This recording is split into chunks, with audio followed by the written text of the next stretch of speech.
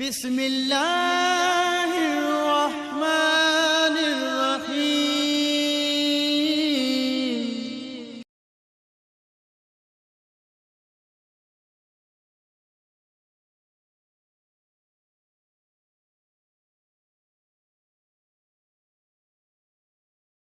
نحمده ونصلي على رسوله الكريم، اما بعد فاعوذ بالله من الشیطان الرجیم، بسم اللہ الرحمن الرحیم۔ محترم سامعین، السلام علیکم ورحمۃ اللہ وبرکاتہ۔ میں اس وقت آپ کی خدمت میں ایک بہت ہی مجرب اور بہت اہم وظیفہ لے کر حاضر ہوا ہوں۔ کسی بھی ناممکن کام کو ممکن بنانے کے لیے یہ وظیفہ میں آپ سے عرض کرتا ہوں۔ ناممکن کام کیا ہے؟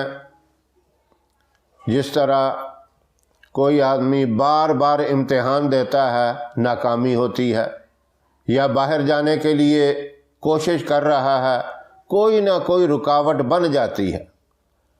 بندہ پریشان ہوتا ہے کہ میرے کاغذات بھی ٹھیک، انٹرویو بھی ٹھیک دیا، سارا معاملہ ٹھیک ہے، اور پھر بھی رکاوٹ بن جاتی ہے، پتہ ہی نہیں چلتا۔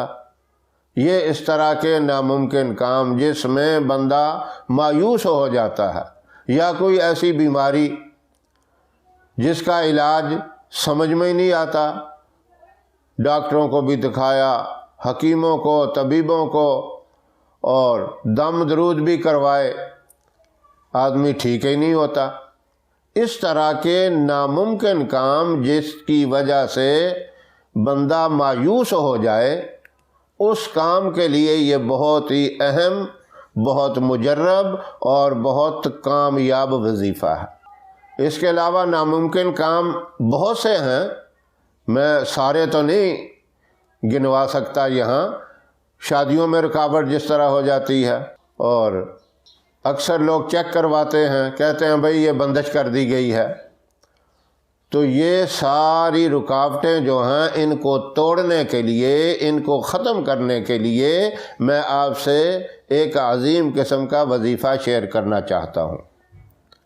یہ ایک اہم وظیفہ ہے، تھوڑا سا مشکل ضرور ہے، لیکن کسی کام کو بنانے کے لیے، کسی کام کو کرنے کے لیے تکلیف تو اٹھانی پڑتی ہے۔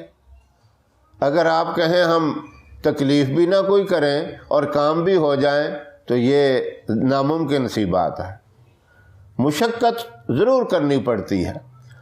اب حصول جنت کے لیے بھی ہم اعمال صالحہ کریں گے تو اللہ اس نعمت سے مالا مال فرمائیں گے۔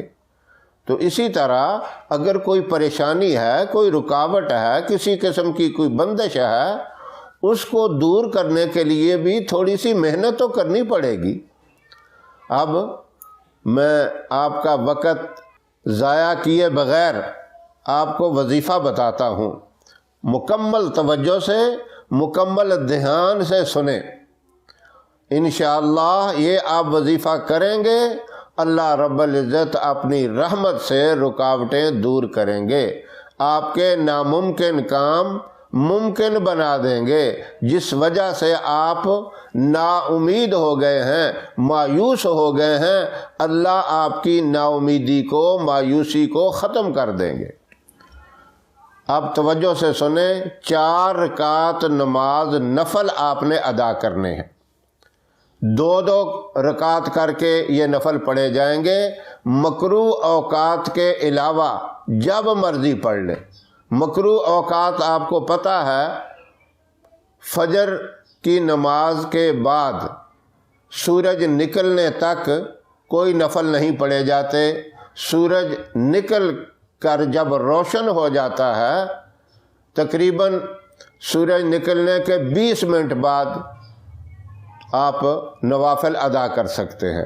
یہ ٹائم مکروہ ہوتا ہے جب سورج نکل رہا ہوتا ہے، اور دوپہر کا وقت جب عین سر کے اوپر سورج ہوتا ہے سورج ڈھلنے کے بعد پھر آپ پڑھ سکتے ہیں، یہ مکروہ ٹائم ہے دوپہر کا، اور شام کو جب سورج غروب ہو رہا ہوتا ہے اس وقت بھی نفل پڑھنے منع ہے، بلکہ عصر سے لے کر مغرب تک اس دوران آپ نہ پڑھیں۔ اس کے علاوہ جب مرضی پڑھیں، پوری رات آپ پڑھ سکتے ہیں۔ کئی لوگ کہتے ہیں جس طرح دوپہر کو منع ہے آدھی رات کے وقت بھی کئی نہیں پڑھتے، یہ بات غلط ہے، رات پوری آپ کو اجازت ہے۔ کئی لوگوں نے یہ مسئلہ پوچھا بھی ہے، بھئی آدھی رات کا ٹائم ہو گیا، ہم نفل نہیں پڑھ سکتے؟ رات کی کوئی پابندی نہیں ہے، اللہ والے پوری رات عبادت میں گزارتے تھے۔ تو یہ 3 ٹائم مکروہ ہیں جو میں نے بتا دیے، اس کے علاوہ آپ جب چاہیں پڑھ سکتے ہیں۔ اب آپ نے پڑھنے کس طرح ہیں؟ 2 رکعت کر کے یہ نفل پڑھنے ہیں۔ پہلی رکعت میں سورہ فاتحہ کے بعد 41 مرتبہ سورہ اخلاص پڑھنی ہے، اور دوسری رکعت میں سورہ فاتحہ کے بعد 31 مرتبہ سورہ اخلاص پڑھنی ہے۔ اس طرح 2 رکعت نماز پڑھ کے آپ سلام پھیر دیں، اور اس کے بعد فوراً ہی بغیر کوئی وقفہ کیے ہوئے 2 رکعت اور پڑھیں، اور پہلی رکعت میں سورہ فاتحہ کے بعد 21 مرتبہ سورہ اخلاص پڑھنی ہے، اور دوسری رکعت میں سورہ فاتحہ کے بعد 11 مرتبہ سورہ اخلاص پڑھنی ہے۔ اس طرح 4 رکعت نماز نفل مکمل کرنے کے بعد 51 مرتبہ درود ابراہیم پڑھنا ہے، اور اس کے بعد آپ فوراً سجدے میں چلے جائیں، سجدے میں جا کر 100 مرتبہ یا اللہ پڑھیں، اور اس کے بعد آپ ہاتھ اٹھا کر اللہ کی بارگاہ میں دعا مانگیں۔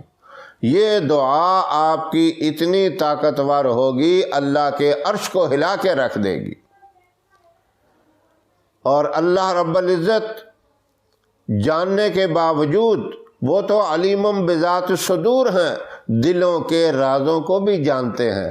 عرش سے پوچھیں گے تو کیوں ہل رہا ہے، وہ کہے گا فلاں فلاں بندے نے اس طرح نوافل پڑھ کے بڑی عاجزی کے ساتھ، بڑی انکساری کے ساتھ دعا مانگی ہے، ابھی تک اس کی دعا قبول نہیں ہوئی۔ اللہ حکم دیں گے، اے عرش تو ٹھہر جا، اور تو اس بات کا گواہ رہ، میں نے اس کی دعا کو قبول کر لیا۔ یہ کتنی طاقت والی چیز ہے، اور اللہ کو اس انداز سے مانگنا کتنا محبوب ہے۔ تو آپ کا بڑے سے بڑا اگر کوئی مسئلہ ہوگا، بڑی سے بڑی بھی کوئی رکاوٹ ہوگی، انشاءاللہ اس عمل کی برکت سے اللہ آپ کے اس عمل کو قبول کرتے ہوئے آپ کی حاجت کو اللہ پورا فرمائیں گے۔ اب اس عمل کے لیے شرط یہ ہے کہ آپ نے جائز قسم کی دعا مانگنی ہے، جائز کاموں کے لیے یہ وظیفہ اور یہ عمل کرنا ہے۔ اگر آپ کسی ناجائز کام کے لیے کریں گے تو اس کے آپ خود ذمہ دار ہوں گے، بجائے فائدے کے پھر نقصان بھی ہو سکتا ہے۔ ہاں، جائز کام جو بھی ہو اس کے لیے آپ کریں، اللہ رب العزت اپنی رحمت سے آپ کے اس وظیفے کو، اس عمل کو شرف قبولیت سے نواز کر آپ کے معاملے کو حل کریں گے، اور ساتھ ساتھ یہ کوشش کریں کہ 5 وقت کی نماز کے پابند رہیں، کیونکہ نماز کے بغیر جب اللہ سے کوئی چیز مانگی جاتی ہے تو اللہ بھی کہتے ہیں میرے بندے تو دن میں 5 مرتبہ میرے ایک عظیم حکم کی نافرمانی کرتا ہے، جس کا میں نے قرآن پاک کے اندر بھی 700 سے زائد مرتبہ حکم دیا، تو میرے اتنے بڑے حکم کی نافرمانی کرتا ہے، اور کس منہ سے تو مجھ سے مانگ رہا ہے؟ بندہ پریشان ہو کر جب کہتا ہے یا اللہ تو میرا حال دیکھ، حکم ہوتا ہے اے بندہ تو اپنا نامہ اعمال دیکھ۔ تو اللہ رب العزت اس مبارک عمل پر، اس مبارک وظیفے پر مجھے بھی اور تمام سامعین کو عمل کرنے کی توفیق عطا فرمائے۔ ہماری ویڈیو آپ کو پسند آئے اسے لائک کریں، شیئر کریں اور ہمارے چینل کو سبسکرائب ضرور کریں اور ساتھ والے بیل آئیکن بٹن کو دبائیں تاکہ ہماری آنے والی ویڈیوز کی اپڈیٹ آپ تک آسانی سے پہنچ سکیں۔ اللہ آپ کا حامی و ناصر رہے۔ انشاءاللہ پھر کسی نئے وظیفے کے ساتھ آپ کی خدمت میں حاضر ہوں گے، تب تک کے لیے اجازت دیں۔ السلام علیکم ورحمۃ اللہ وبرکاتہ۔